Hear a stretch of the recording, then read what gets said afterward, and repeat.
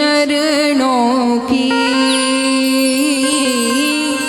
श्यामा तेरे चरणों की रज धूल जो मिल जाए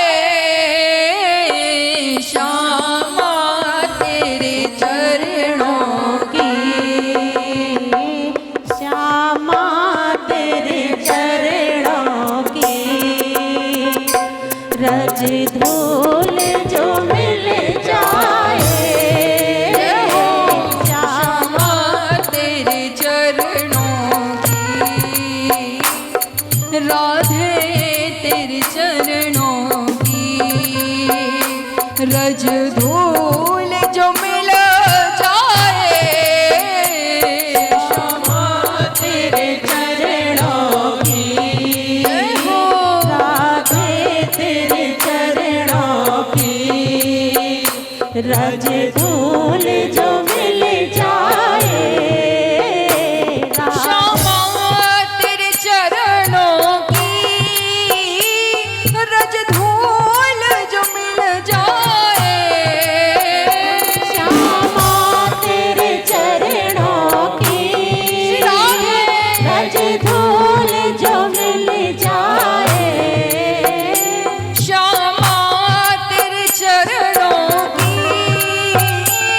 रज धूल जो मिल जाए श्यामा तेरे चरणों की रज धूल जो मिल जाए एक बूंद जो मिल जाए एक बूंद जो मिल जाए मन की कली खिल जाए श्यामा तेरे चरणों की श्यामा तेरे चरणों की रज धूल जो मिल जाए श्यामा तेरे चरणों की तालियों से सेवा करते चले जय हो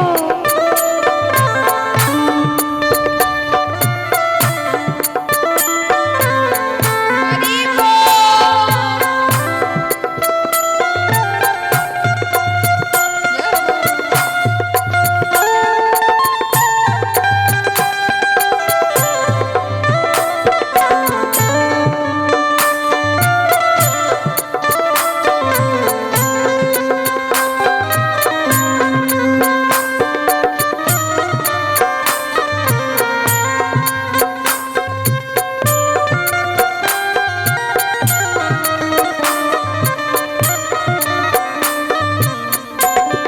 सुनता हूँ तेरी रहमत दिन रात बरसती है सुनता हूँ तेरी रहमत दिन रात बरसती है सुनता हूँ तेरी रहमत दिन रात बरसती है सुनता हूँ तेरी रहमत दिन रात बरसती है एक बूंद हमें मिले एक बूंद जो मिल जाए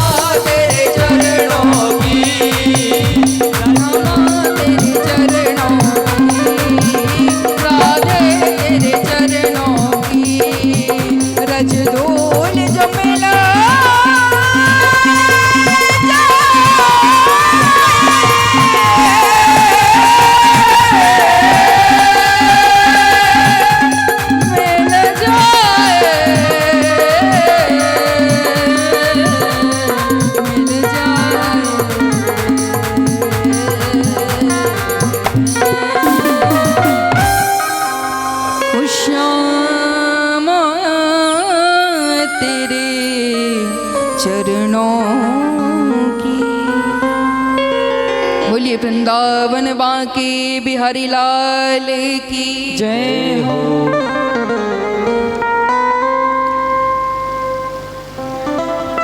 आइए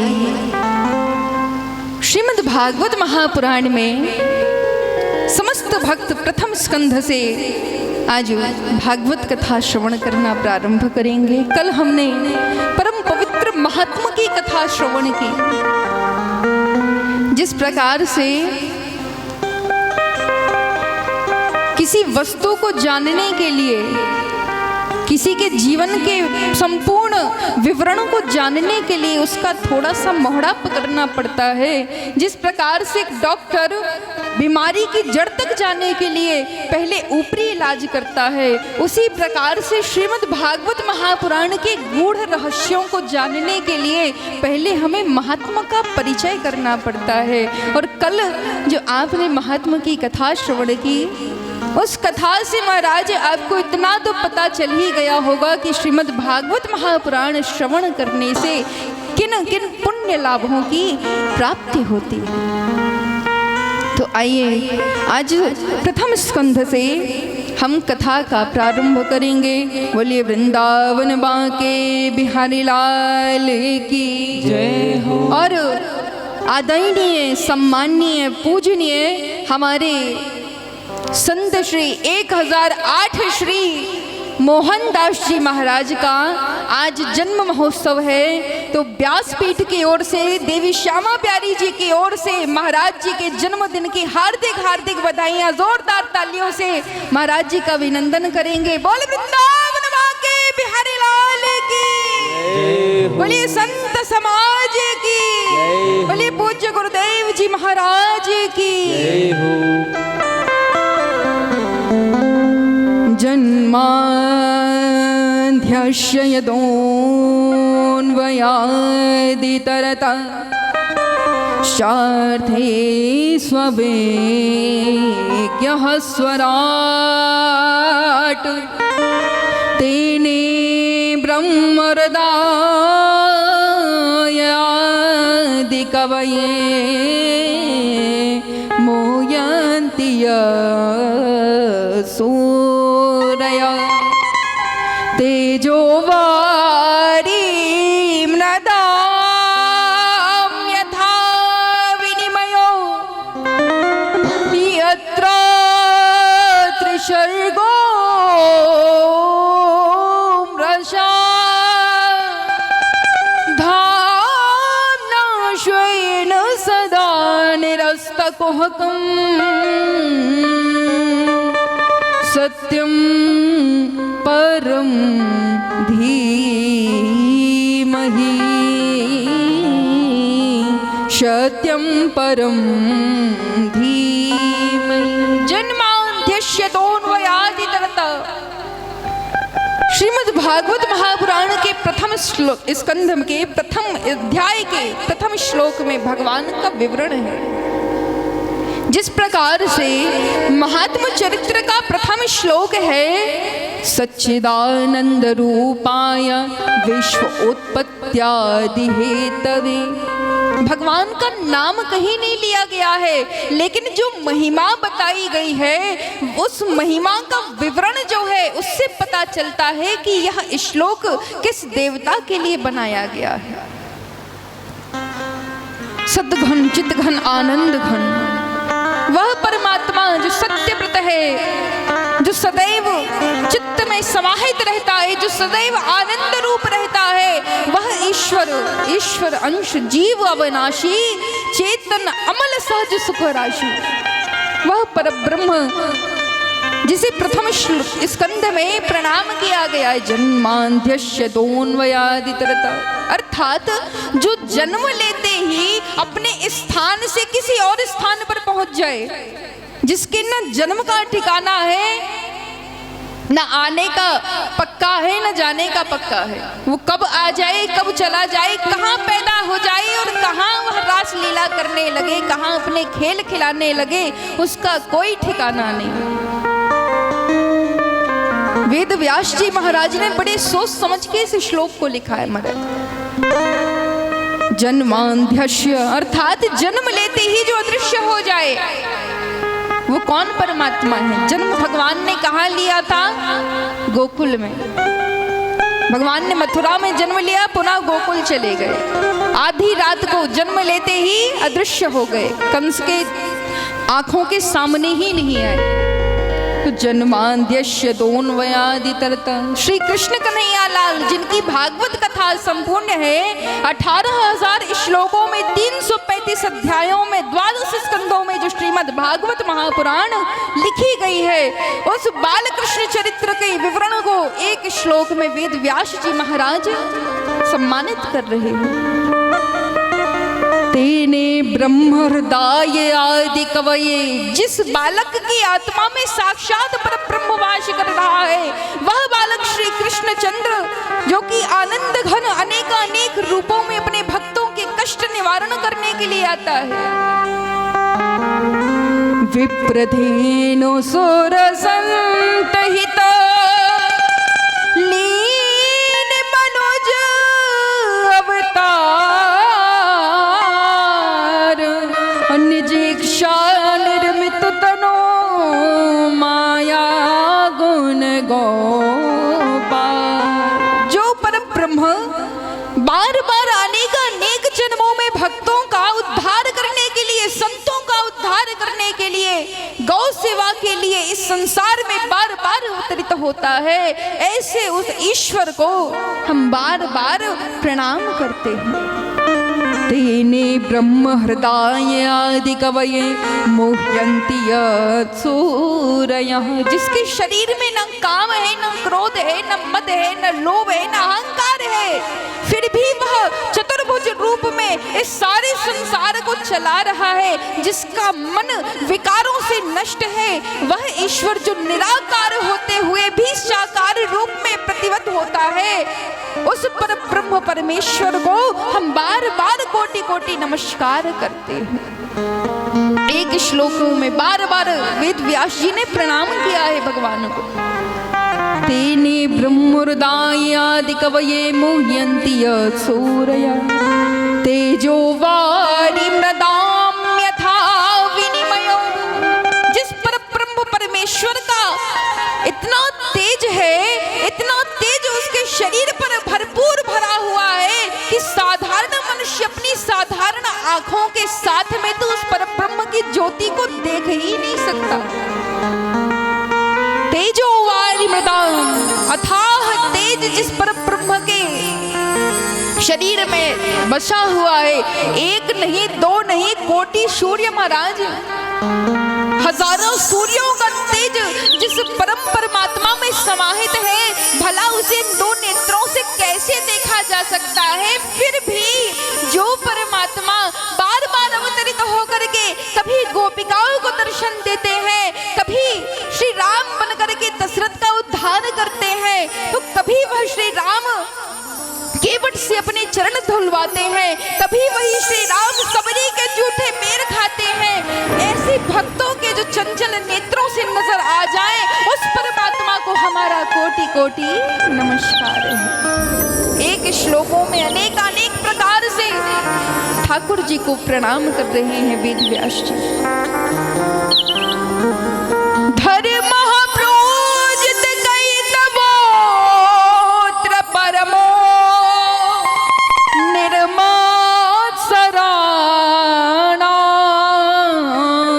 सता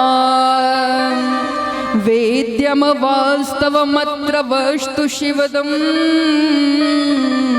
तापत्रयो मूलनम श्रीमद्भागवते महामुनिकृते श्रीमद्भागवतम महामुनिकृते किं वा परेरीश्वर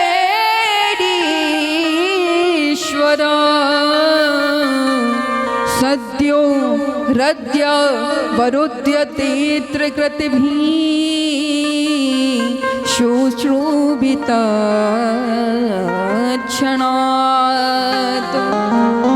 निगमकल्पतरोर्गलितं फलम् शुकं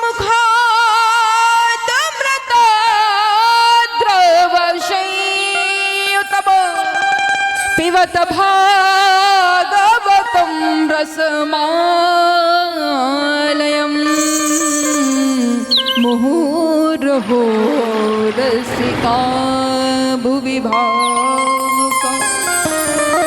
धर्म प्रोजित कई तमोत्र परमो। जो प्रभु धर्म के अधीन है, धर्म ध्वज लहराने के लिए, बार बार अधर्म का नाश करने के लिए अवतरित होते हैं। धर्मो जयति धर्मा प्रज्वति, वह परमात्मा निर्मत्सर है महाराज, जिनके शरीर में कोई मत्सरता नहीं है। मत्सर अर्थात ईर्ष्या। अब बड़ी सुंदर बात कही संतों ने कि एक होता है मत्सर, बात समझने वाली, एक होता है मत्सर और एक होता है मच्छर। दोनों में बस जरा सी मात्रा का फर्क है महाराज। और मच्छर क्या करता है, जोर से बताओ, मच्छर क्या करे महाराज? काट देवे सो बड़ी पीड़ा हो गई।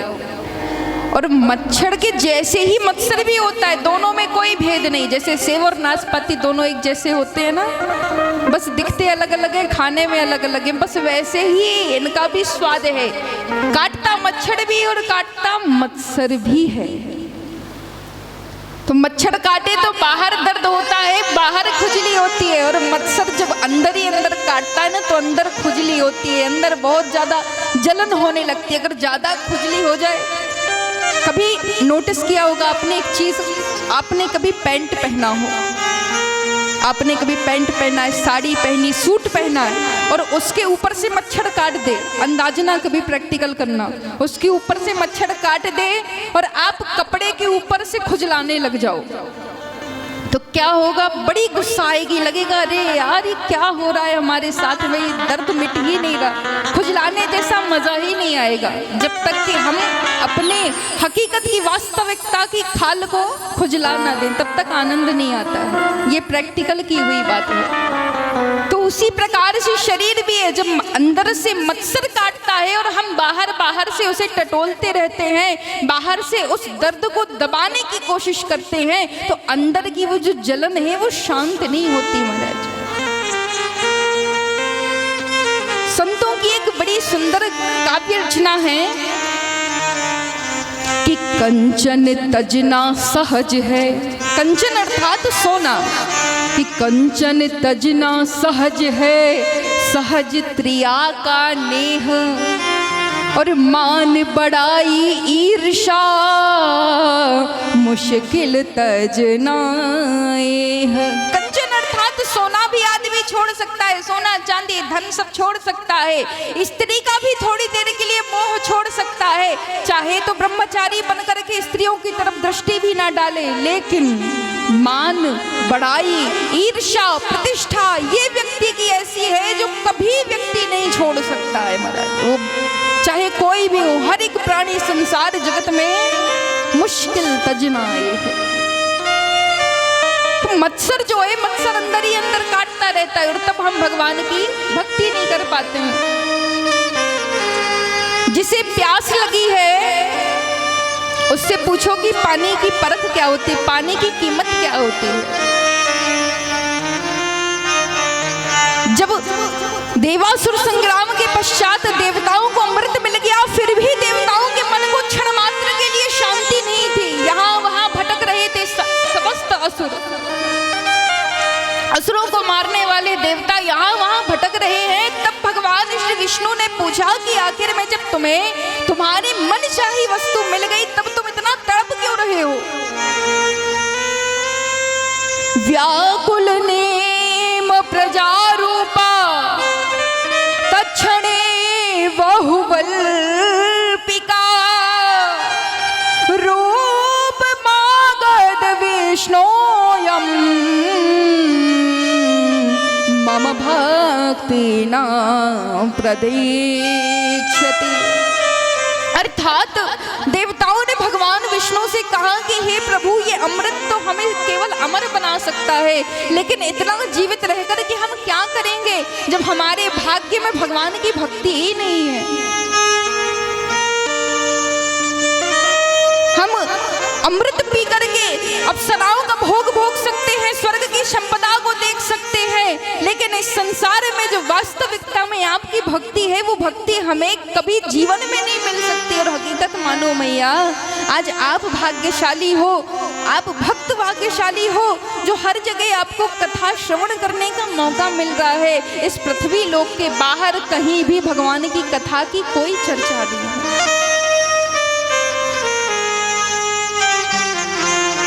ऐसी परम पवित्र प्रभु की कथा। लोकस्य मे प्रतीयति तव जामि रागा प्रतिरूपमोच प्रभुवं समरूपमाग प्रमोता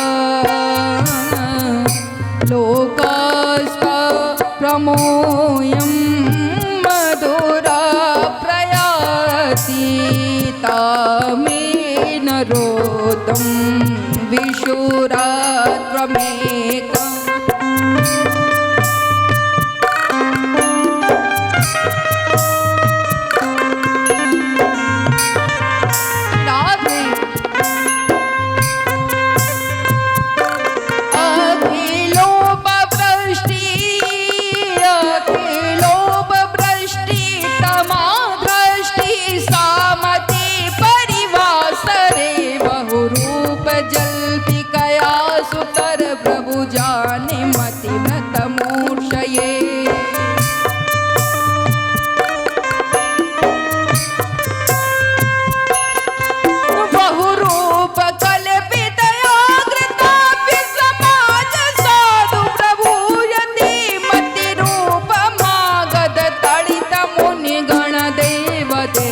जगतपति प्रभु देव देव जगतपति प्रभु देव देव जगतपति। वह परब्रह्म परमात्मा ऐसे ईश्वर को श्रीमद् भागवत महापुराण में बारंबार नमस्कार करते हैं प्रभु। निगम कल्प तरोर्गलितम फलम। अब देखिए भागवत जी का कितना सुंदर विवरण किया। अभी तक तो भगवान को नमस्कार कर रहे हैं वेद व्यास जी, अब श्रीमद् भागवत महापुराण का किस प्रकार से विवरण कर रहे हैं। निगम कल्प तरूर गलितम फलम, अर्थात समझ लीजिए कि वेद व्यास जी ने चारों पुराणों को कल्प वृक्ष की उपाधि दे दी है। कल्प वृक्ष, जिस प्रकार से कल्प वृक्ष के नीचे बैठ जाओ और मन चाही सारी इच्छाएं पूरी हो जाती है मैया, उसी प्रकार से चारों वेदों को कल्प वृक्ष बता दिया और उसी कल्प वृक्ष से निकला हुआ एक सुंदर फल जो कि श्रीमद् भागवत महापुराण है। अब किसी का प्रश्न आया वेद व्यास जी के पास कि क्या व्यास जी इस कल्प वृक्ष में एक ही फल था? भाई पेड़ तो वो होता है जिसमें मन चाहे फल लगे हो, फिर ये कैसा अद्भुत वृक्ष है जिसमें एक ही फल लगा हुआ है? व्यास जी ने कहा नहीं, इसमें फल तो अनेक है। ऐसा नहीं है, कोई शिव पुराण का फल है, कोई रामायण का फल है, कोई महाभारत का फल है, कोई विष्णु पुराण का फल है, कोई अग्नि पुराण का फल है। तो ऐसे ऐसे 17 पुराण जो बने। भागवत जी तो 18वीं पुराण है मैया, सबसे छोटा और सबसे पवित्र ग्रंथ है। जब 17 पुराण लिखने के बाद वेद व्यास जी के मन को शांति नहीं मिली। आज जहां हम पढ़ाई से दूर भागते हैं, हमारे छोटे छोटे बच्चे होते हैं, पढ़ाई से दूर भागते हैं, लिखने का मन नहीं होता, पढ़ने का मन नहीं होता, खाली फोन चलाने कह दो, टीवी देखने कह दो, इन सब में मन लग जाएगा। वहीं उस समय श्री पाराशर जी महाराज ने अपने पुत्र वेद व्यास को ऐसी शिक्षा दी कि महाराज छोटी सी अवस्था में वेद व्यास जी ने लिखना प्रारंभ कर दिया। जो कुछ भी मन आता सब लिखते जाते, प्रभु की मन में कल्पना करते और जो जो लीलाएं रची हैं भगवान ने सारी लीलाओं को पन्ने पर लिखते जाते। उन्हीं ताम्र पत्रों में लिखी हुई कथाओं को जब एक साथ जोड़ा गया तो वही पत्ते धीरे धीरे पुराणों के रूप में परिवर्तित हो गए और इस प्रकार से चारों वेदों का सार लेकर के श्री वेद व्यास जी महाराज ने 17 पुराणों का निर्माण कर दिया। फिर भी वेद व्यास व्यास जी के मन में खलबली सी मची रही कि आखिर मेरे मन को शांति क्यों नहीं मिल रही है, मैं ऐसा क्या लिख डालूं कि मेरे मन को शांति मिल जाए। तब वेद व्यास जी के मन में साक्षात परब्रह्म ईश्वर ने अपना प्रकाश डाला और कहा कि तुम वो लिखो जो जन कल्याण के लिए सर्वोत्तम हो। तब श्री वेद व्यास जी ने श्रीमद् भागवत महापुराण का लेखन किया। तो ऐसे ऐसे करके 18 पुराणों में सबसे छोटा एवं पवित्र ग्रंथ श्रीमद् भागवत महापुराण बताया गया। ये सबसे छोटा है पर हर पुराणों में सबसे बड़ा ग्रंथ है हमारा। निगम कल्प तरूर गलितम फलम, अर्थात कल्प वृक्ष रूपी वेद से निकला हुआ यह फल है। तो अब बात आई कि क्या इसमें एक ही फल है, इस वृक्ष में एक ही फल है? तो नहीं, इस वृक्ष में अनेक अनेक फल लगे हुए हैं।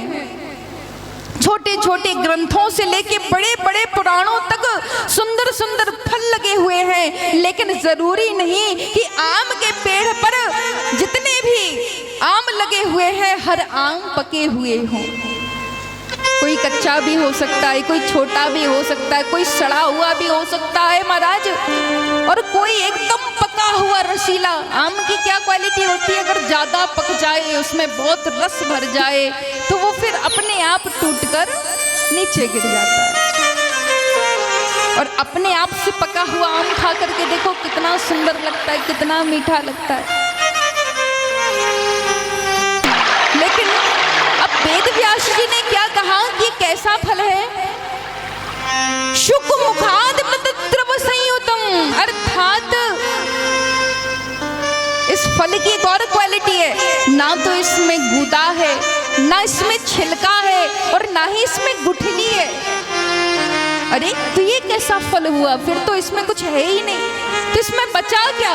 कहा कि इसमें खाली रस ही रस है महाराज, इसमें फेंकने लायक कुछ है ही नहीं। आम खाते हैं ना तो छिलका उतार के फेंक दिया, गुठली फेंक दी, नहीं, इसमें कुछ फेंकने लायक है ही नहीं। इसमें खाली ग्रहण करने लायक है, जो आप पी सकते हैं। पिबत भागवतम रसमालयम मुहुरहु रसिका भुवि भावुका शुक मुखाद मृतद्रव संयुतम, अर्थात वेद व्यास जी कह रहे हैं कि यह फल जैसे आम को तोता खा लेता है तो अपनी चोंच मार देता है, किसी आम पर, किसी बिही पर एक तोता चोंच मार के चला जाए तो तोते का जूठा वो आम बड़ा मीठा लगता है, सबसे मीठा लगता है। उसी प्रकार से शुक मुखाद मृतद्रव संयुतम, अर्थात श्री शुकदेव जी महाराज जो तोते की योनि से मनुष्य की योनि में आए, ऐसे शुकाचार्य जी ने जब अपनी चोंच उस ग्रंथ पर मार दी, अपना रस श्रीमद् भागवत महापुराण को समर्पित कर दिया, उस दिन से तो यह फल मानो जैसे अत्यंत ही मीठा और अत्यंत ही खाने लायक हो गया। मन पिबत भागवतम रसमालयम मुहुरहो रसिका भुवि भावुका। यह पुराण किसके लिए? पिबत भागवतम रसमाला, ये पीने वाली एक पीने का प्याला है जो कि पीते ही जाओ, इससे प्यास कभी नहीं बुझती है महाराज। लेकिन किस किस के लिए पीने के लिए कहा? मुहुरहो रसिका भुवि भावुका, अर्थात जो रसिक जन है, सबके लिए नहीं कहा महाराज, सबके लिए तो ये है ही नहीं। ऐसे तो संसार में बहुत सारी जनता है, बहुत सारी पब्लिक है। अब पब्लिक अलग होती है, जनता को इंग्लिश में पब्लिक कह देते हैं। तो जनता अलग है, जनार्दन अलग है, भक्त अलग है, श्रोता अलग है, उसके बाद में श्रद्धालु अलग है, फिर रसिक अलग है, और फिर प्रेमी भी अलग है सभी मनुष्य। लेकिन सबके नामों की अलग अलग रचना कर दी उनके स्वभाव अनुसार। जिसे कथा प्रिय लगे वो प्रेमी है, जो कथा का रस पान करे वो रसिक है, जो कथा को खाली सुन ले वो श्रोता है, और जो कथा को सुन करके उसे ग्रहण कर ले वो ग्रहणी है, कथा का प्रेमी है महाराज। ऐसे ऐसे यह श्रीमद् भागवत महापुराण मुहुर्मुहु रसिका भुवि भावुका, रसिकों के लिए, भावुकों के लिए श्रीमद् भागवत महापुराण का वेद व्यास जी ने निर्माण किया है। बोलिए श्रीमद् भागवत महापुराण की जय हो। तो आइए ऐसे परम पवित्र ग्रंथ जो कि वेद व्यास जी का सबसे मनचाहा मनपसंद ग्रंथ है, ऐसे ग्रंथ का हम विवेचन करते हैं और एक प्यारा सा सुंदर सा भजन श्रवण करेंगे। तत्पश्चात आगे की कथा में प्रवेश करेंगे। जैसे कि कल हमने कहा कि थोड़ा थोड़ा आनंद लेते रहना चाहिए। महाराज कथा का दूसरा नाम ही आनंद है और आनंद में ही परमानंद है। भगवान कहते हैं कि भाव का भूखा हूँ मैं, भाव का भूखा हूँ मैं, और भाव ही बस सार है। और भाव से कैसे? भाव से, ऐसे वैसे नहीं, भाव से मुझको भजे तो भव से बेड़ा पार है। बोलो राधे राधे राधे राधे। भव से बेड़ा पार है। आइए एक प्यारा सा भजन श्रवण करते हैं, फिर आगे की कथा में चलेंगे। हो दर्द दिल की दवा दीजिए मेरे प्यारे, दर्द दिल की दवा दीजिए प्यारे, दर्द दिल की दवा दीजिए।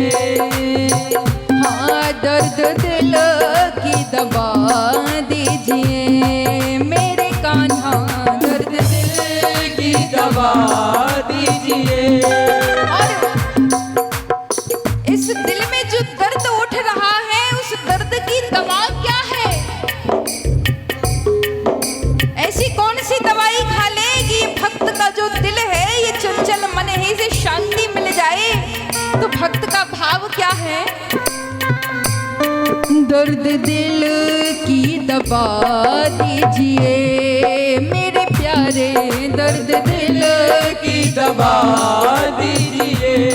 थोड़ा सा मुस्कुरा दीजिए मेरे कान्हा, थोड़ा सा मुस्कुरा दीजिए मेरे प्यारे, दर्द दिल की दवा दीजिए। कान्हा, दर्द दिल की दवा दीजिए।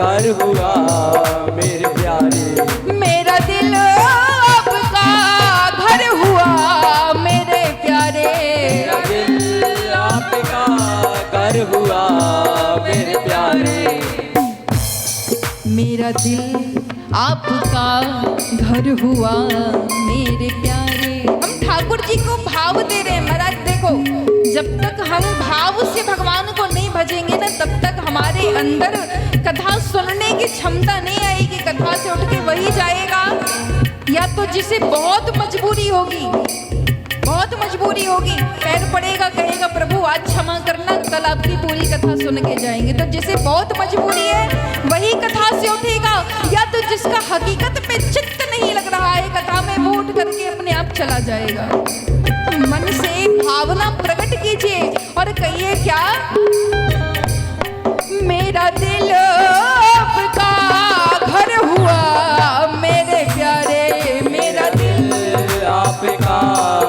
घर हुआ मेरे प्यारे।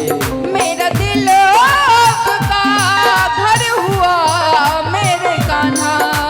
दिल आपका घर हुआ मेरे कान्हा। आते जाते रहा कीजिए मेरे शाना। आते जाते रहा कीजिए।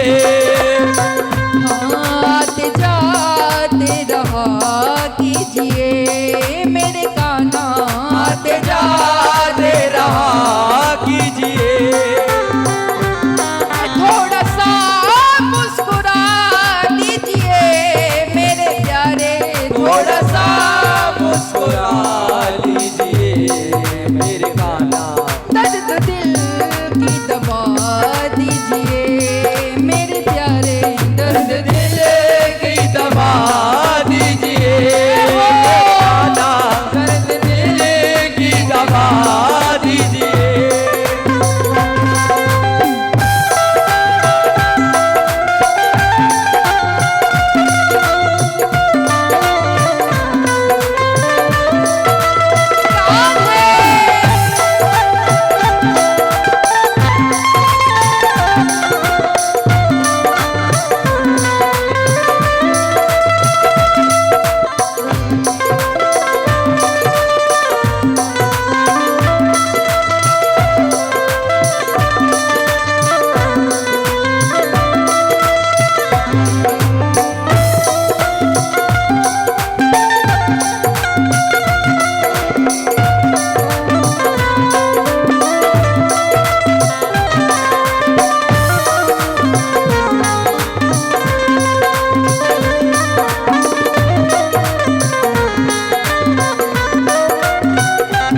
गिर न जाओ कहीं राह में चलते चलते।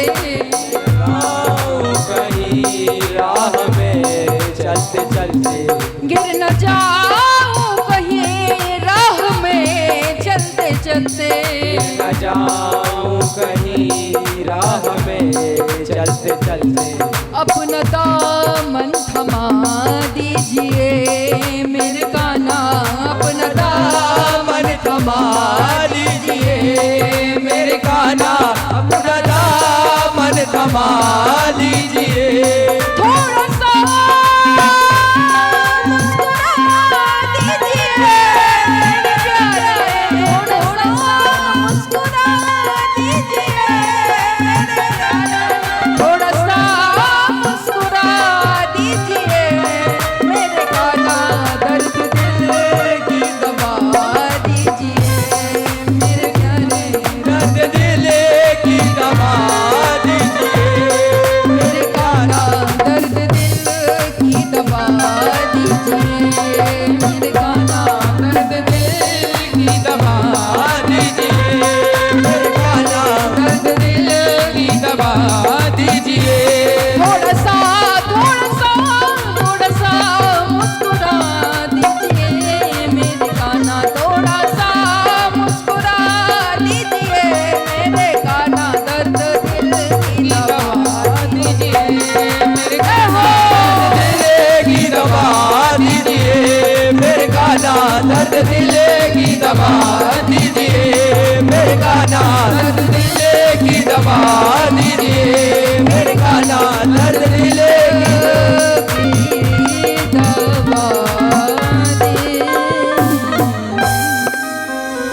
बोलिए वृंदावन माँ के बिहारी लाल की जय हो।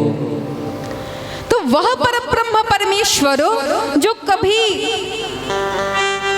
बामन रूप लेकर के राजा बलि का उद्धार करने आ जाते हैं, वही परमात्मा कभी वाराह बनकर पृथ्वी का उद्धार करने के लिए आ जाते हैं, तो कभी कभी वही परमात्मा राम बनते हैं, कभी कृष्ण बनते हैं। ऐसे परब्रह्म को बारंबार कोटि कोटि नमस्कार है। वेद व्यास जी महाराज श्री सूत जी महाराज कथा श्रवण करा रहे हैं कि राजा परीक्षित और श्री सुखदेव जी महाराज का मिलन कैसे हुआ। महाराज ये भागवत किसने किसको सुनाई है? श्रीमद् भागवत महापुराण में सबसे पहले श्री सूत जी महाराज सौनक ऋषि को कथा सुना रहे हैं।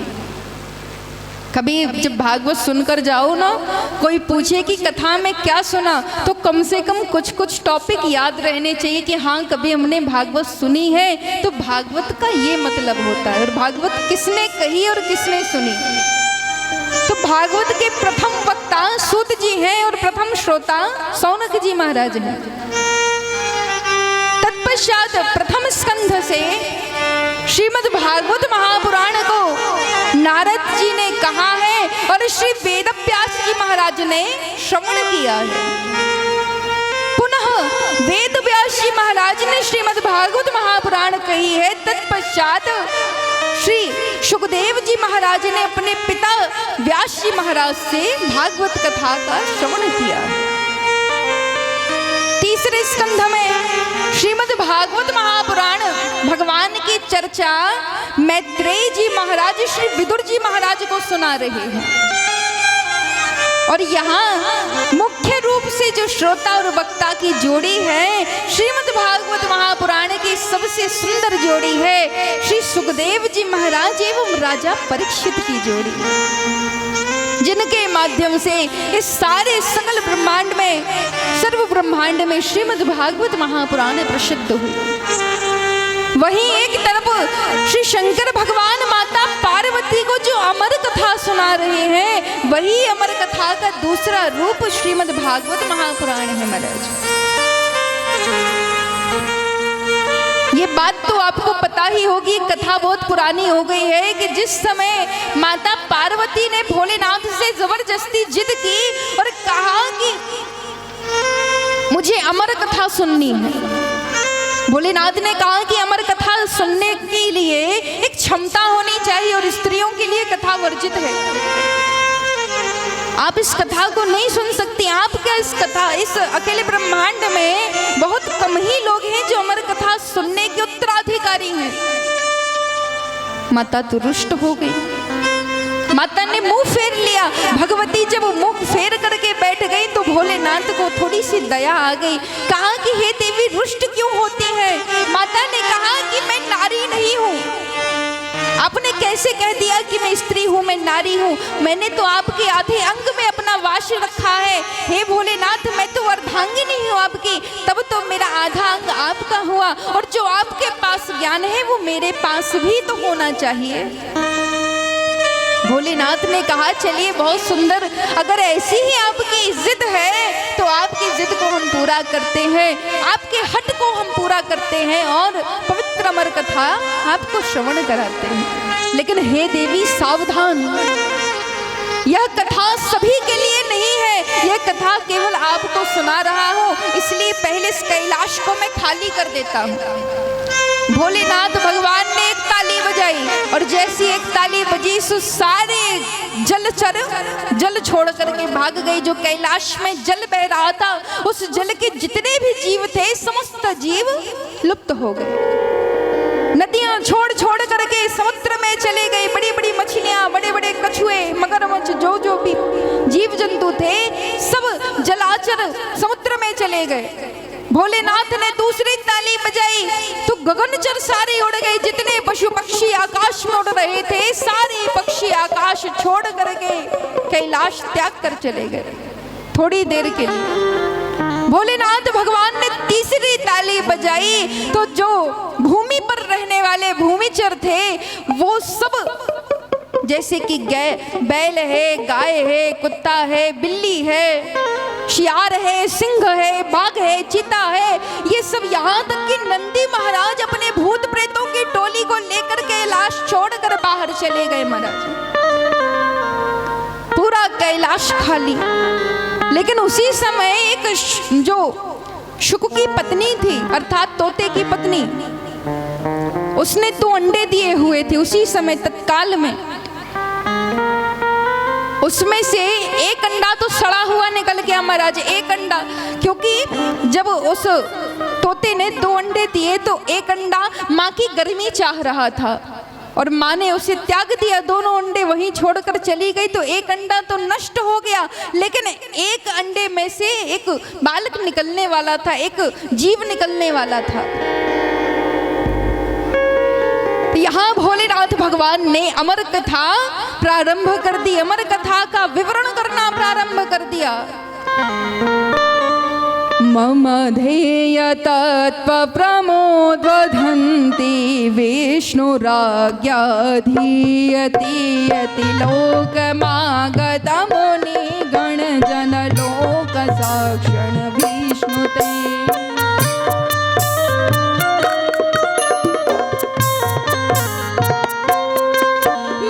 रूप मागध आतुराभ्या रति भुवनल सात्विकम विष्णुश्च लक्ष्मी ब्रह्म सरस्वती मागध पर्वतं यतदैव देव समुद्भवं त्रैलोक्य सत्याव्रत भुवि।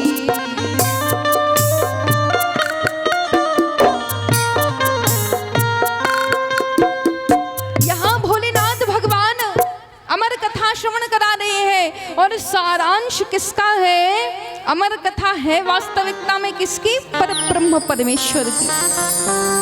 जो शिव और विष्णु एक है, हरिहर एक है, उन हरिहर पर ब्रह्म परमेश्वर की वह अमर कथा जब भोलेनाथ भगवान ने माता पार्वती को श्रवण कराने प्रारंभ की तो स्त्री जात ऐसी होती है, बड़ा कोमल और चंचल स्वभाव होता है। एक जगह पर जैसे नारद जी नहीं टिक सकते ना, वैसे एक ही जगह पर एक ही टाइम पर बार बार एक ही चीज को सुनते सुनते स्त्रियां भी बोर हो जाती हैं। जैसे आप बैठे हो ना, ज्यादा देर यहाँ बैठ नहीं पाओगे, 2 घंटे 3 घंटे हो गए, बहुत बड़ी बात हो गई, फिर मन भटकने लगेगा। पति कैसा होगा, बच्चे कैसे होंगे, घर कैसा होगा, सास इंतजार कर रही होगी, बहू प्रतीक्षा कर रही होगी, बच्चे ट्यूशन से आ गए होंगे, ये सारी टेंशनें दिमाग में गोल गोल गोल गोल घूमती रहती हैं। माता पार्वती को भी चिंता हो गई, नंदी चला गया कैलाश छोड़ के, क्या कुछ भोजन किया होगा, इतने सारे मेरे सब बच्चे हैं। भूत प्रेतों को माता अपने बालक समान मानती है, तो माता ने कहा कि मेरे बालक तो मुझे छोड़ करके चले गए, क्या उनने भोजन किया होगा, कैसे होंगे कैसे नहीं होंगे। चिंता में माता यहाँ मर कथा चल रही, वहाँ माता का मन कहीं और जा रहा है।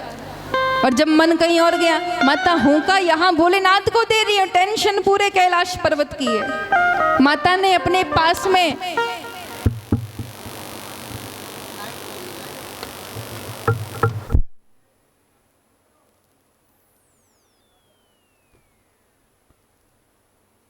सौभाग्य से माता ने जो 2 कबूतर पाल रखे थे ना, वो कबूतर भी कैलाश छोड़कर उड़ गए। अब माता को बड़ी चिंता सता रही है कि हम क्या करें, बालकों को कैसे देखें। यहाँ माता के मन में चिंता है, और जब चिंता सताती है ना तो व्यक्ति धीरे धीरे सोचते सोचते सोचते सोचते निद्रा की तरफ अग्रसित हो जाता है।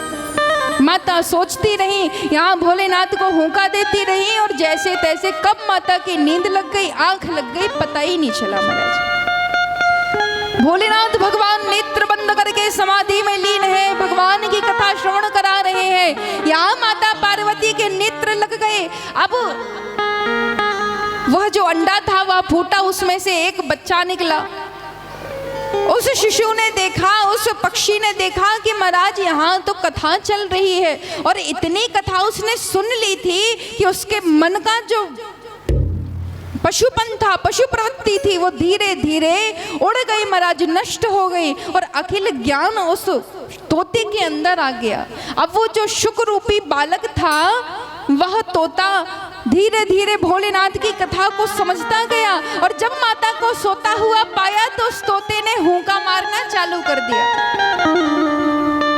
यहाँ भोलेनाथ कथा सुना रहे, संपूर्ण कथा सुनाने के बाद में जब भोलेनाथ ने माता पार्वती की तरफ देखा कि ये तो सो रही है, तो फिर आखिर हुंका कौन दे रहा था। भगवान की दृष्टि तुरंत उस तोते पर गई। भगवान भोलेनाथ ने उठाया अपना त्रिशूल, कहा कि अरे इस दुष्ट ने तो सारी कथा सुन ली, इसका तो वध करना पड़ेगा, वरना तो सारे संसार में भागवत कथा, इतने बड़े ग्रंथ को, अमर पुराण को, अमर ग्रंथ, अमर कथा को, ये तो सब में परिवर्तित कर, सब में सुना देगा, सब में फैला देगा। भोलेनाथ को बड़ा क्रोध आया कि आखिर मैंने जब सबको भगा दिया तो ये क्यों नहीं भागा, ये कैलाश छोड़कर क्यों नहीं गया। भोलेनाथ को तब पता नहीं था कि ये तो अभी अभी जन्मा है। भोलेनाथ त्रिशूल लेकर के पीछे पड़ गए। यहाँ वह शुक उड़ता हुआ कैलाश के चक्कर लगाते हुए, पृथ्वी के चक्कर लगाते हुए सीधा जाकर के माँ सत्यवती के गर्भ में प्रविष्ट हो गया। और सत्यवती कौन है? माँ सत्यवती वेद व्यास जी की धर्मपत्नी। एक बालक, साधारण बालक तो 9 माह में जन्म ले लेता है महाराज, लेकिन सुखदेव जी महाराज माता सत्यवती के गर्भ में 12 वर्ष तक रहे, 12 साल तक पड़े रहे उसी गर्भ में। यहाँ भोलेनाथ प्रतीक्षा कर रहे हैं त्रिशूल लेकर के, अब आएगा सो मारेंगे, अब आएगा सो मारेंगे। जैसे तैसे भोलेनाथ थक गए और कहा कि अब तो बाहर आ जा, मैं वचन देता हूं कि तेरा वध नहीं करूंगा, लेकिन तुझे इस कथा का सदुपयोग करना पड़ेगा जो तूने श्रवण की है। भोलेनाथ की आज्ञा मान करके वह बालक जो शुक रूप में था, सत्यवती के गर्भ से अवतरित होने के बाद वही बालक शुकदेव के रूप में अवतरित हुए। बोलिए शुकदेव जी महाराज की। यहाँ महाभारत युद्ध के समय जब भगवान श्री द्वारिकाधीश जी महाराज ने भीष्म पितामह को मुक्ति दिलाई, जो कि बाणों की सैया पर लेटे हुए महाराज, जो अनेक साधन करते हैं ना मनुष्य कि हमें भगवान के दर्शन हो जाए, हमें भगवान का नाम कीर्तन हो जाए, जब आखिरी समय आए, मरने का समय आए, तो मुख से 2 शब्द भगवान के निकल जाएं। लेकिन यहाँ तो भीष्म पितामह के भाग्य को देखो कि भीष्म पितामह महाराज का भाग्य इतना प्रबल है कि मरते समय भगवान के नेत्र क्या, साक्षात भगवान ही सामने खड़े हुए हैं और भीष्म पितामह के मस्तक पर हाथ फेर रहे हैं।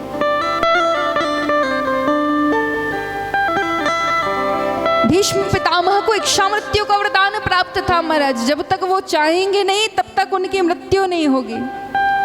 इतना तो करना स्वामी, इतना तो करना स्वामी, जब प्राण तन से निकाले, इतना तो करना स्वामी, जब प्राण तन से निकले, इतना तो करना स्वामी, जब प्राण तन से निकाले, इतना तो करना स्वामी, इतना तो करना स्वामी, जब प्राण तन से निकले, इतना तो करना स्वामी, जब प्राण तन से निकले। हो इतना तो करना स्वामी, जब प्राण तन से निकले,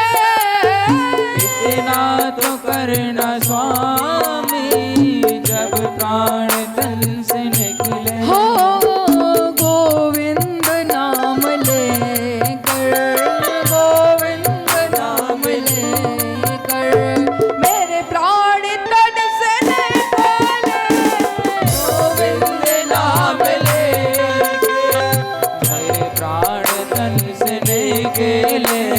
श्री भीष्म पितामह जी का भाव है, श्री द्वारिकाधीश जी महाराज से क्या कह रहे हैं मरते समय भीष्म पितामह? श्री गंगा जी का तट हो, यमुना का पन से बट हो, श्री गंगा जी का तट हो और यमुना जी का वट हो। श्री गंगा जी का तट हो, यमुना का पन से बट हो, श्री गंगा जी का तट हो, यमुना जी का। मेरा सावरा निकट हो, मेरा सावरा निकट हो, जब प्राण तन से निकाले, इतना तो करना स्वामी, इतना तो करना स्वामी, जब प्राण तन से निकाले,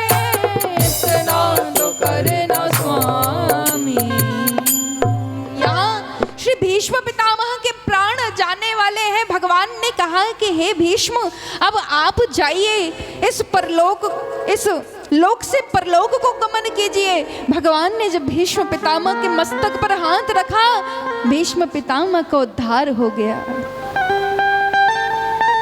जब भगवान द्वारिका नगरी को प्रस्थान करने लगे तो उस समय अर्जुन की पौत्रवधू अर्थात अभिमन्यु की पत्नी उत्तरा देवी पाहि पाहि महायोगिन देव देव जगतपते नाना तद्भयं पश्य यत्र मृत्युः परस्परम कहते हुए प्रभु के सामने आ गई। हाथ जोड़ करके कहा कि हे प्रभु, मेरे प्राण जाने वाले हैं, इन प्राणों की रक्षा कीजिए। पाहि पाहि महायोगिन। भगवान ने कहा क्या हुआ, क्या बात है, इतनी घबराई हुई क्यों हो? अरे मृत्यु तो संसार में ऐसा सत्य है जो कितना भी मल मल कर साफ कर लो, यह काला सत्य साफ नहीं होने वाला। कितना भी तुम कुछ भी प्रयास कर लो, लेकिन इस संसार में मृत्यु तो अजय अमर है। मृत्यु किसी का साथ नहीं छोड़ सकती। अरे महाराज, यहाँ उत्तरा से भगवान पूछ रहे। उत्तरा ने कहा मुझे मेरे प्राणों की चिंता नहीं है, लेकिन हाँ मेरे गर्भ में जो एक बालक पल रहा है, एक शिशु पल रहा है ना, उस शिशु की मुझे बहुत चिंता हो रही है। प्रभु आप उसके प्राण बचा लीजिए, क्योंकि इस पांडव वंश का आखिरी वंशवेल मेरे गर्भ में है। बाकी तो महारानी द्रौपदी जी के 5 पुत्रों का संहार अश्वत्थामा ने कर दिया। अब आखिर में महाराज अर्जुन की इस निशानी को, महाराज अभिमन्यु जी की इस निशानी को मेरे गर्भ में सही सलामत रहने दीजिए, इसका जन्म हो जाने दीजिए। तब भगवान ने उत्तरा की रक्षा की। उत्तरा को हुआ क्या था कि अश्वत्थामा ने, द्रोणाचार्य पुत्र अश्वत्थामा ने उत्तरा के गर्भ में रहने वाले शिशु का नाश करने के लिए ब्रह्मास्त्र का प्रयोग किया था। उस ब्रह्मास्त्र में इतनी अग्नि प्रज्वलित हो रही थी कि गर्भ के अंदर रहने वाला शिशु बार बार धधक रहा था महाराज। तब भगवान ने अंगुष्ठ मात्र रूप धारण करके गर्भ में प्रवेश किया, एक अंगूठे के समान बराबर रूप रख के उत्तरा के गर्भ में गए भगवान। भगवान ने अपना चक्र प्रदर्शित किया, चक्र चलाया और उस चक्र की जो शांति फैली, इतनी शीतलता हो गई कि जो ब्रह्मास्त्र की अग्नि थी, भगवान के चक्र ने समस्त ब्रह्मास्त्र की अग्नि को खींच लिया। भगवान बाहर आए, उत्तरा को आशीर्वाद दिया। तत्पश्चात भगवान द्वारिकाधीश द्वारिका को गमन कर गए। यहाँ उन्हीं उत्तरा देवी के गर्भ से जिस बालक ने अवतार लिया, जन्म लिया, वही बालक श्री राजा परीक्षित के रूप में सुप्रसिद्ध हुए। बोलिए परीक्षित जी महाराज की जय। तो यहाँ परीक्षित जी और सुखदेव जी का सुंदर जन्म सुनाकर के वेद व्यास जी महाराज, श्री सूत जी महाराज कथा कहते हैं कि जैसा कि सभी को पता है कि वेद व्यास जी, सुखदेव जी का और परीक्षित जी का मिलन कैसे हुआ। नवयुवक अवस्था में विवाह से संपन्न होने के बाद, बाल बच्चों से, राजपाठ से संपन्न होने के बाद राजा परीक्षित की अनुमति थी, राजा परीक्षित की आज्ञा थी कि आज हम कपिल भगवान के आश्रम में जाकर के सत्संग करेंगे, संकीर्तन करेंगे।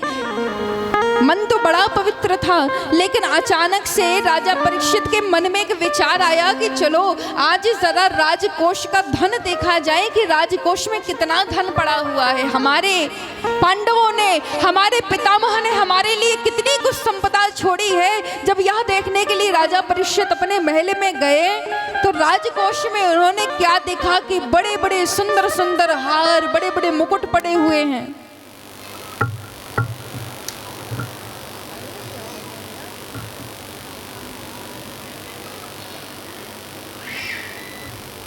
बलाएं पीछा नहीं छोड़ती हैं, लालच तो फिर लालच ही हो गया। कह देते हैं, कहावत है कि लालच बुरी बला। महाराज परीक्षित के मन में लालच आ गया कि चलो आज जरा देखा जाए राजकोष में कितना धन है, अगर कोई अच्छा सा मुकुट या अच्छी सी माला मिल जाए तो आज वही पहन करके कपिल भगवान के आश्रम में जाया जाएगा। अब करना सत्संग है लेकिन दिखाना राजपाट की संपदा है महाराज परीक्षित जी को।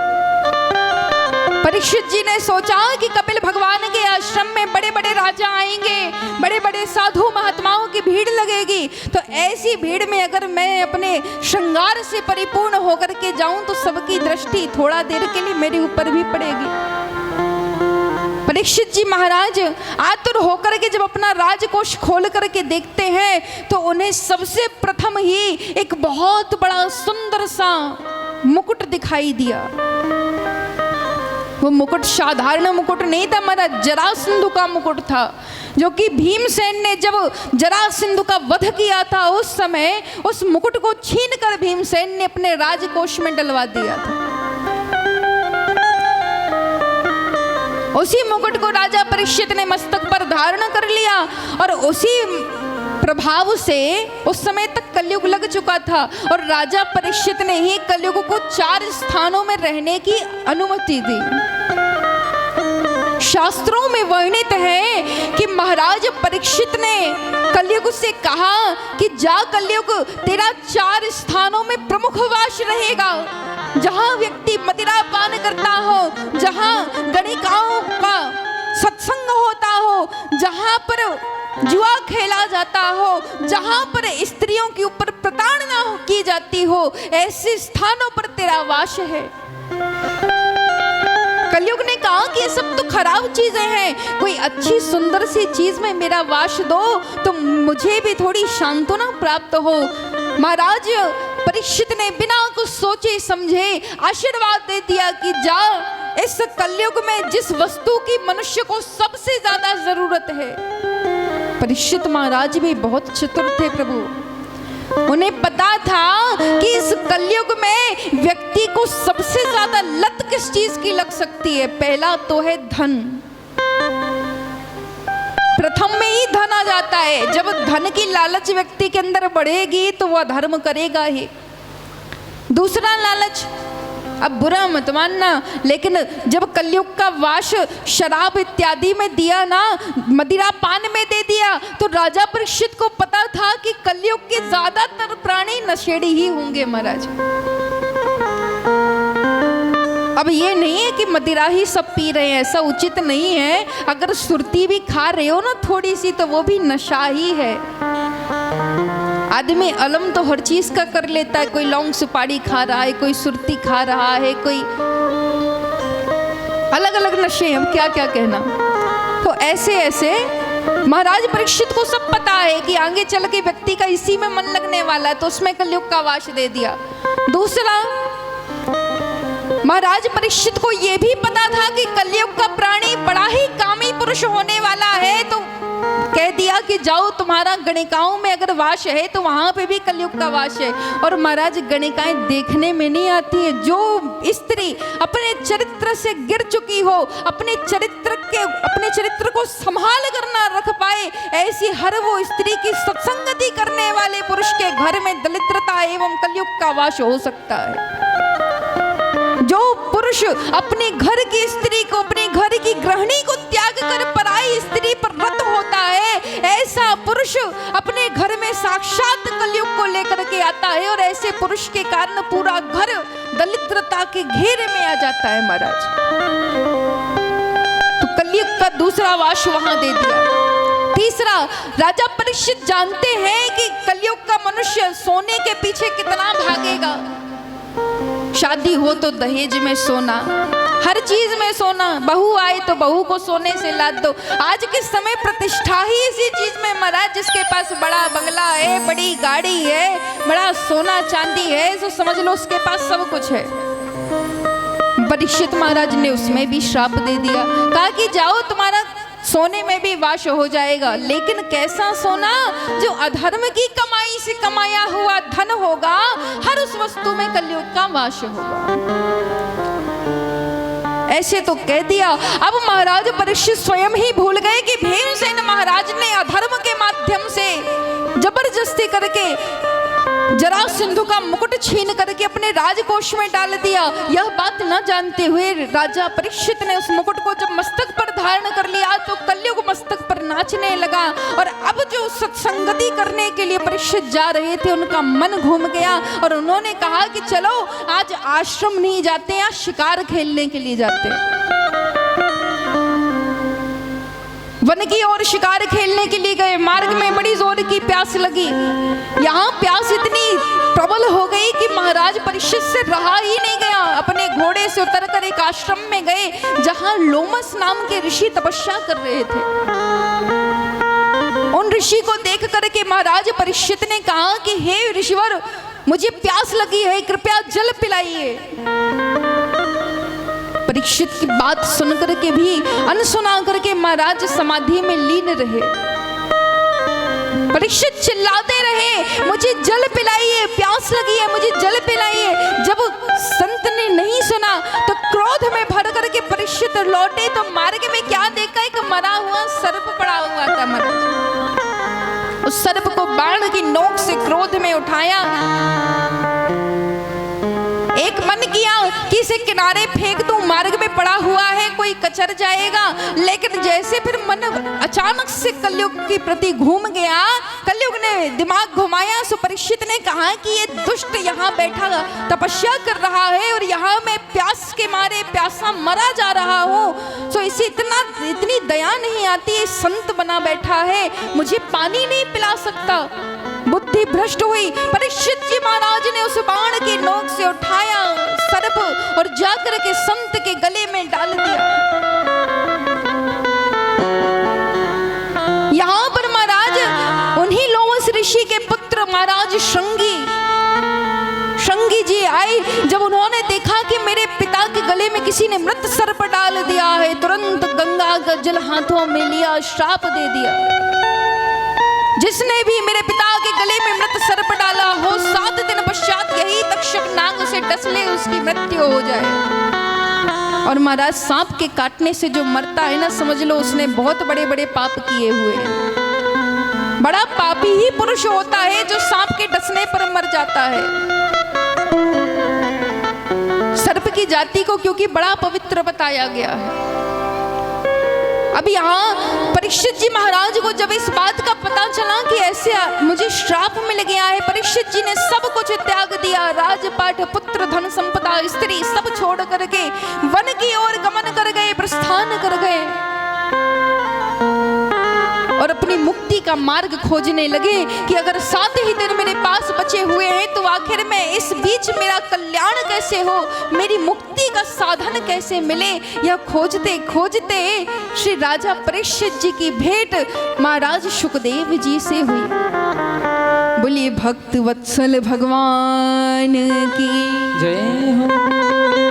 तो यहाँ सुखदेव जी महाराज और परीक्षित जी का मिलन हुआ है। तो महाराज सुखदेव जी कौन है? संत हैं। और राजा परीक्षित कौन है? साधक है। जब संत और साधक आपस में मिल जाते हैं ना, तभी श्रीमद् भागवत महापुराण जैसे ग्रंथों को सुनने में बड़ा आनंद आता है। महाराज आइए प्रथम स्कंद की कथा को यहीं संपन्न करते हैं। द्वितीय स्कंद से प्रथम स्कंद के आखिरी अध्याय में भगवान सुखदेव जी महाराज परीक्षित से मिले हैं और संत समागम देख करके राजा परीक्षित का मन प्रफुल्लित हो गया। द्वितीय स्कंध से श्री सुखदेव जी महाराज ने परीक्षित के उद्धार के लिए श्रीमद् भागवत महापुराण की कथा श्रवण कराना प्रारंभ किया है। तो अब हम उस कथा में प्रवेश करेंगे। यहाँ से श्रीमद् भागवत महापुराण की अब कथाएं प्रारंभ होंगी। तो संतों के लिए जैसे आज 2 संत हैं जिन्होंने इस भव्य कार्यक्रम को संभाल रखा है महाराज। अब देखिए कथा कौन करा रहा है ये मुझे भी पता नहीं, मुझे भी यहाँ बुलाया ही गया है। देवी जी हैं, किशोरी जी, उन्हें भी यहाँ बुलाया गया है। हमारे संगीत वाले हैं, ये जो टेंट लगा है इतना बड़ा, ये साउंड लगा, ये सब महाराज जी की व्यवस्था है। हमारे मोहन महाराज जी की पूरी व्यवस्था है। भक्तों के दान से, सहयोग से। देखिए संत कभी अपने पास पैसा नहीं रखते, आपको सबसे बड़ी सच्चाई बताए। संत अपने पास कभी 1 रुपए नहीं रखते। देखा, जब कलश यात्रा में हम गए हुए थे तो हमने क्या देखा कि मोहन महाराज जी के हाथ में जो यहाँ के कार्यभार संभाल रहे हैं महाराज, क्या नाम है उनका, गौर साहब जो हैं, जिनका ये पूरा विवाह प्रांगण परिसर है, उन्होंने नोट की गड्डी निकाली और मोहन महाराज जी को थमा दी। उनने क्या किया, चाहते तो जेब में रख लेते, क्या करना है, कौन देखने जा रहा है, सब में, लेकिन पूरे पैसे, पूरी दक्षिणा थोड़ी थोड़ी इसको भी दे दिया, उसको भी दे दिया, उसको भी दे दिया, अपने पास 1 रुपए नहीं रखा। ये संतों की स्वभाव होते हैं महाराज। संत बड़े कोमल सब, उन्हें धन की आवश्यकता नहीं है। मोहन महाराज जी हो, आज चाहे पगलानंद महाराज जी हो, बड़े बड़े संतों का स्वभाव है। हमने बहुत बड़े बड़े संतों का सत्संग किया है, तो परम स्वभाव उनका ये देखा कि उन्हें कथाएं जो करा रहे हैं धर्म की स्थापना कराने के लिए, व्यक्ति के मन में जन कल्याण हेतु, व्यक्ति के मन के अंदर भगवान की भक्ति जागृत हो। आज जो व्यक्ति कलयुग के घेरे में आता जा रहा है, धीरे धीरे अपने ही धर्म को, अपने ही सनातन हिंदू धर्म को भूलता जा रहा है, उसी धर्म का उजागर करने के लिए इन समस्त संतों ने एक प्रण लिया हुआ है कि इन्हें जन जन के बीच में भगवान की भक्ति की स्थापना करना है। इसलिए ऐसे हव्य भव्य कार्यक्रमों का ये सब संत जो हैं ये कार्यक्रम आयोजित करते हैं। तो आप सभी से, जहां जहां तक मेरी आवाज जा रही हो, आप सभी से एक विनती है कि जब हमारे ग्राम में कोई संत आकर के अपना डेरा डालते हैं और कथा का इतना बड़ा आयोजन करते हैं, तो महाराज उनके कार्यक्रम में 4 चांद लग जाए, ऐसे उनको सहयोग प्रदान करना चाहिए। जब हम बार बार उन्हें सहयोग देंगे, आज हम उन्हें सहयोग दे रहे हैं तो वो अपने पास तो रख नहीं रहे हैं। उनने क्या किया, अब ये टेंट लगाए, फ्री में तो आया नहीं है, साउंड लगाए, सबकी दक्षिणा। महाराज संसार में पहले तो कुछ भी कर्म कर लो, आखिरी में धन की ही कामना रहती है, चाहे कितना भी सर पटक लो, व्यक्ति आखिर में धन के लिए ही जीवित है। लेकिन संत धन के लिए नहीं, धर्म के लिए जीवित है। संतों का स्वभाव धन में नहीं है, धर्म में है। शरीर पर वस्त्र नहीं, सर पर पगड़ी नहीं, पैरों में चरण पादुका नहीं, ऐसे अखड़ लोग जो होते हैं ना महाराज, वही अपने जीवन भर जवानी भर तपस्या करके निकाल देते हैं और बुढ़ापे में जब वृद्धपन आ जाता है तो जन कल्याण की सेवा में लग जाते हैं। ऐसे ऐसे संतों को बार बार साधुवाद हम देते हैं।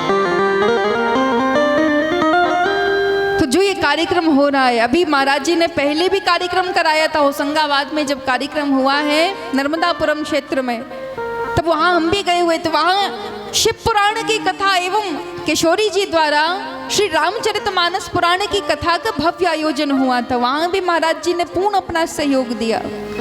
तो आप सभी से यही आग्रह है कि यह जो कार्यक्रम हो रहा है, इस कार्यक्रम में अगर कुछ कमियां और नजर आ रही हो तो उन कमियों को पूरा करने के लिए जन कल्याण हेतु हमारे मोहन महाराज जी से, हमारे आदरणीय संत जी से आप मिलें, संपर्क करें और जितना से जितना दान बन सके। महाराज कलयुग के 4 चरण है ना, जो हम कथा सुन रहे हैं परीक्षित जी की, परीक्षित ने कलयुग को श्राप इसीलिए दिया कि कलयुग जो है धर्म को प्रताड़ित कर रहा था, गौ को प्रताड़ित कर रहा था। वो धर्म रूपी बछड़ा जो एक टांग पर रेंग रहा था, जिसकी 3 टांगे टूट चुकी थी महाराज, 3 चरण टूट चुके थे। सत्य, तप, दया